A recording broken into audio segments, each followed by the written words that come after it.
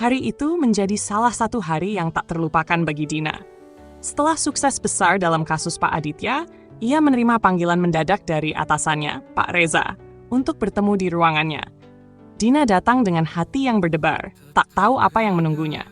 Ketika pintu ruangan terbuka, Pak Reza sedang duduk di kursinya, menatap laptop sambil mengetuk-ngetukkan ujung pena ke meja. "Masuk, Dina," katanya, tanpa mengalihkan pandangan. Dina melangkah masuk sedikit gugup.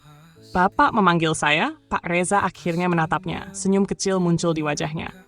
"Duduk." Ia duduk, mencoba menjaga ketenangannya. "Ada yang bisa saya bantu, Pak?" Pak Reza mengambil sebuah map dari meja dan mendorongnya ke arah Dina. "Baca ini." Dina membuka map itu dengan hati-hati. Di dalamnya, ada surat keputusan yang mengatakan bahwa ia dipromosikan menjadi pembawa acara untuk program berita utama yang akan disiarkan langsung dari Gedung Putih. "Pak, ini apa maksudnya?" Tanyanya dengan nada tak percaya. Pak Reza tersenyum lebar. "Kamu sudah membuktikan kemampuanmu, Dina.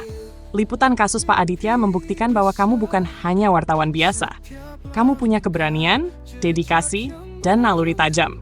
Itu yang kita butuhkan untuk wajah baru di program ini." Dina terdiam beberapa saat, tak tahu harus berkata apa. "Tapi Pak, saya belum pernah menjadi pembawa acara sebelumnya. Saya hanya tahu bagaimana bekerja di lapangan." "Itu sebabnya kamu sempurna untuk ini," kata Pak Reza dengan nada yakin. "Penonton butuh seseorang yang otentik. Seseorang yang tidak hanya membaca berita, tapi benar-benar memahami apa yang terjadi. Saya yakin kamu bisa melakukannya." Hari pertama Dina sebagai pembawa acara mendekat dengan cepat. Ia menjalani pelatihan intensif selama beberapa minggu, belajar tentang bagaimana menghadapi kamera, mengelola emosi, dan menyampaikan berita dengan percaya diri. Meskipun Dina merasa gugup, ia juga merasakan semangat baru yang membuatnya ingin memberikan yang terbaik. Di ruang rias, beberapa menit sebelum siaran langsung pertamanya dimulai, Andre datang untuk memberikan dukungan. "Jadi, akhirnya kamu duduk di kursi besar itu," katanya sambil tersenyum. Dina memutar kursi riasnya untuk menghadap Andre. "Aku tidak percaya ini benar-benar terjadi. Aku takut akan membuat kesalahan besar." Andre mengangkat bahu. "Kesalahan itu bagian dari perjalanan. Yang penting, kamu sudah jauh lebih berani daripada siapapun yang aku kenal. Jadi kalau kamu bisa menghadapi Pak Aditya, apalagi hanya kamera?" Dina tertawa kecil. "Kamu selalu tahu cara membuatku merasa lebih baik." "Tentu saja. Aku kan sahabat yang paling hebat," balas Andre sambil terkikik mencoba meringankan suasana. Ketika lampu studio menyala dan hitungan mundur dimulai, Dina merasakan jantungnya berdebar kencang. Namun, saat kamera mulai merekam, semua kegugupannya perlahan menghilang. Ia berbicara dengan jelas, menyampaikan berita dengan tenang, dan bahkan menambahkan analisis tajam berdasarkan pengalaman jurnalistiknya. Di akhir siaran, ruangan studio dipenuhi tepuk tangan dari kru. Dina tersenyum lebar, merasa seperti baru saja melewati salah satu tantangan terbesar dalam hidupnya. Namun, menjadi pembawa acara tidak semudah yang ia bayangkan. Tak lama setelah siaran pertama, ia mulai menerima kritik dari berbagai pihak. Ada yang memujinya, tapi ada juga yang meragukan kemampuannya. "Dia cuma wartawan jalanan, bukan wajah yang cocok untuk program berita utama," salah satu komentar anonim yang ia baca di media sosial. Dina mencoba untuk tidak memikirkan komentar-komentar negatif itu, tetapi ada kalanya kata-kata itu terasa menusuk. Di suatu malam ketika ia sedang menyendiri di ruangannya, Andre menelepon. "Kamu kelihatan lesu akhir-akhir ini. Apa yang terjadi?" Dina menghela napas. "Aku tidak tahu, Andre. Aku merasa seperti semua yang aku lakukan tidak pernah cukup. Aku selalu dinilai tidak layak, entah karena penampilanku atau latar belakangku." Dina tertawa kecil. "Kamu lupa siapa dirimu. Kamu yang dulu bertahan hidup dengan menjual kue di tengah hujan. Kamu yang melawan Lila, editor galak, dan bahkan Pak Aditya. Kalau semua itu tidak membuatmu menyerah, masa komentar orang-orang di internet bisa menghentikanmu?" Dina terdiam sejenak, lalu tersenyum kecil. "Kamu benar. Aku tidak boleh menyerah hanya karena ini." "Bagus. Sekarang tidur, dan besok hadapi dunia dengan senyum seperti biasanya," kata Andre sebelum menutup telepon. Seiring waktu, Dina mulai menemukan ritmenya. Ia tidak hanya menjadi pembawa acara, tetapi juga mulai terlibat dalam penyusunan berita. Ia mendekati semua rekan kerja, bahkan yang awalnya skeptis terhadapnya, dengan sikap terbuka dan profesional. Beberapa bulan kemudian, program yang ia bawakan mendapat penghargaan sebagai salah satu acara berita terbaik tahun itu. Dina berdiri di atas panggung, memegang trofi, dan mengucapkan pidato singkat. Penghargaan ini bukan hanya untuk saya, tetapi untuk semua orang yang pernah merasa diragukan. Jika Anda percaya pada diri Anda sendiri dan terus berjuang, tidak ada yang tidak mungkin. Suaranya gemetar, tetapi penuh dengan keyakinan. Tepuk tangan menggema di seluruh ruangan. Dan di tengah keramaian, Dina melihat Andre memberikan acungan jempol dengan senyum bangga.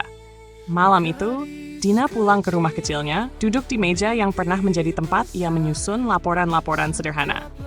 Ia tersenyum, merasa bahwa ini semua adalah hasil dari perjalanan panjang yang penuh dengan perjuangan, air mata, dan keberanian. Namun, ia tahu bahwa ini belum akhir. Di dunia yang terus berubah, ia masih harus terus belajar dan menghadapi tantangan baru. Tapi satu hal yang ia tahu pasti, ia siap untuk semuanya. Malam setelah acara penghargaan, Dina menerima sebuah email misterius. Pengirimnya anonim, tetapi isi pesannya mencengangkan. Selamat atas penghargaanmu, Dina. Tapi ingat, semakin tinggi kamu terbang, semakin banyak angin yang akan mencoba menjatuhkanmu. Hati-hati dengan mereka yang tersenyum di depanmu, tapi menyimpan pisau di belakang. Dina membaca pesan itu berkali-kali, berusaha mencari petunjuk siapa pengirimnya.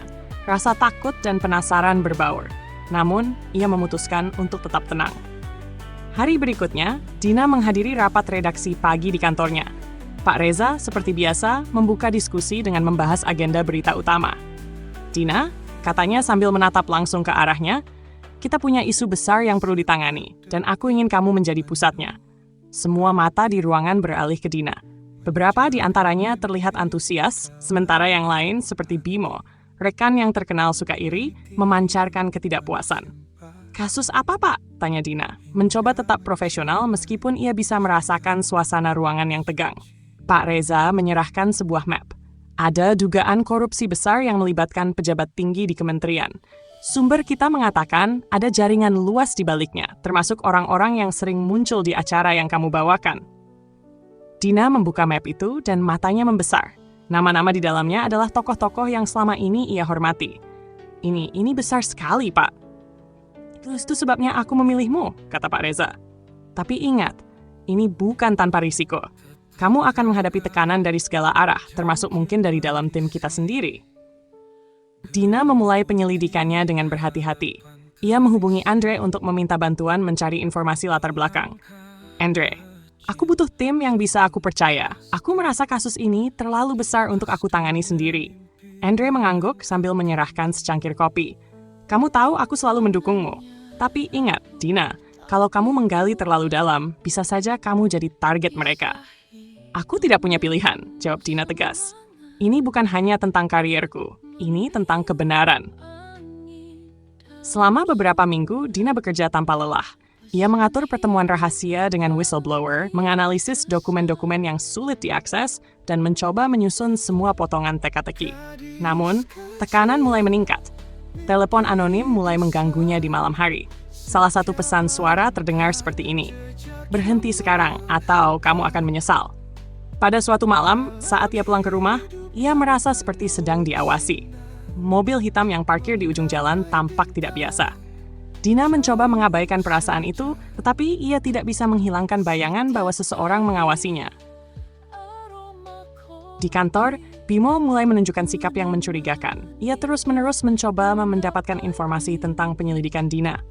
Jadi Dina, ada kabar apa dari kasus besarmu itu? Tanyanya dengan nada santai tetapi tajam. Dina menatapnya dengan mata menyipit. Masih dalam proses. Kenapa kamu tanya? Aku hanya penasaran.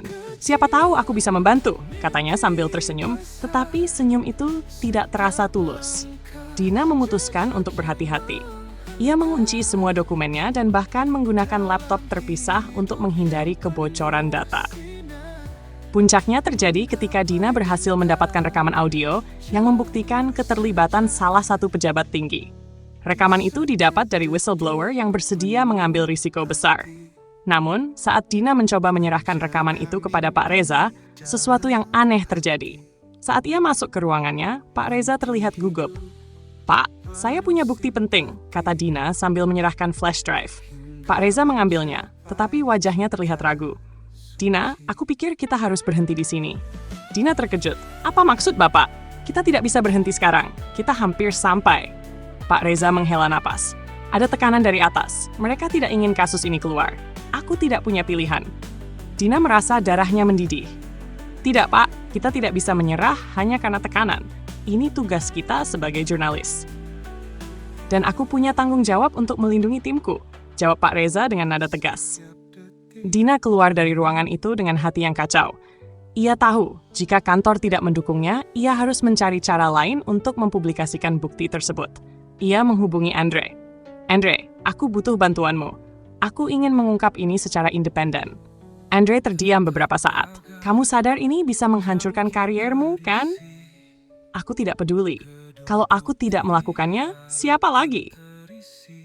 Dengan bantuan Andre, Dina mengunggah laporan investigasinya secara anonim ke platform independen. Dalam hitungan jam, berita itu meledak. Nama-nama besar dalam rekaman audio mulai disorot oleh publik dan media lainnya.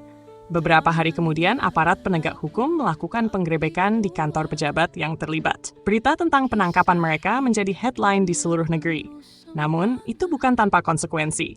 Dina menerima surat pemanggilan dari pihak keamanan. Ia tahu bahwa langkahnya ini membuatnya masuk ke medan yang lebih berbahaya. Saat ia duduk di ruang tamu kecilnya, Andre datang membawa pizza. Jadi, apa rencanamu selanjutnya, Dina? Dina tersenyum lelah. Aku belum tahu, tapi satu hal yang pasti. Aku tidak akan berhenti sampai keadilan benar-benar ditegakkan. Andre mengangkat gelasnya. Untuk Dina, wartawan paling gila yang pernah aku kenal. Dina tertawa kecil. Dan untuk Andre, sahabat paling setia. Namun di dalam hatinya, Dina tahu bahwa ini baru permulaan dari perjalanan yang lebih besar. Setiap pagi